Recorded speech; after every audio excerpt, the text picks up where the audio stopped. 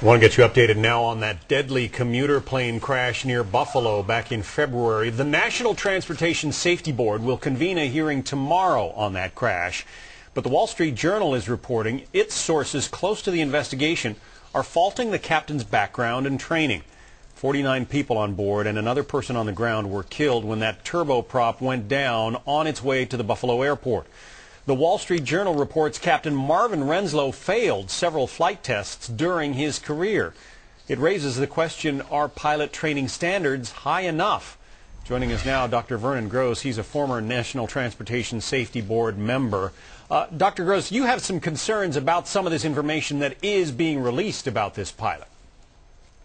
Well, I am, primarily because this is unusual to have before an NTSB hearing to have a lot of press release already. I'm a bit concerned on why it's even out there on the news. Normally, what happens with an NTSB hearing is to find out by the board what went on, and this sounds like a pre-release.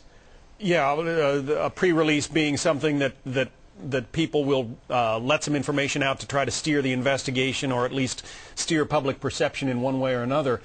Captain Marvin Renslow, we had his picture up there a moment ago, 47 years old, but he really hadn't been flying all that long.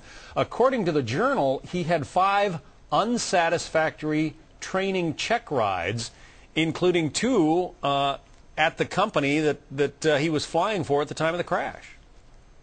Well, I think you have to go back and look at every pilot ever. You're a pilot yourself, John. Right. And you know that check rides, you can fail them or not. It's how many is 5 considerable? I don't know. But the thing is, there were a lot of things. It's easy to say that there is pilot error.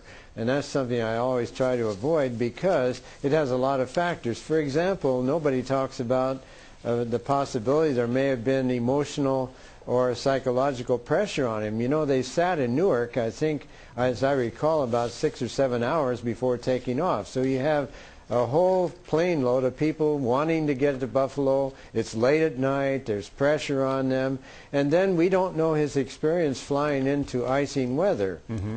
One of the things that struck me, according again to the Wall Street Journal investigation, was that the training standards for Colgan Air, the company he was flying for, that Continental Commuter connection, the training standards do not ever demonstrate the stick shaker mode. That's what apparently happened when the plane was getting dangerously low in airspeed. The control column pushes forward so that the plane can regain some speed. That would never be demonstrated? Does that make sense to you? Well, I think that's not too swift, as you might say, but also there was other factors here. For one thing, the crew, as I recall, and I gave about 9 interviews on that accident at the time, as they approached Buffalo at night, and they had the de-icing system on the aircraft on 8 minutes after it left Newark, so it had been on for a long time. They began to collect ice on the windscreen and on the leading edge of the wings. And the crew did discuss that. Well, that should have been a dead giveaway to go to an alternate right then, but that was not in their training, evidently.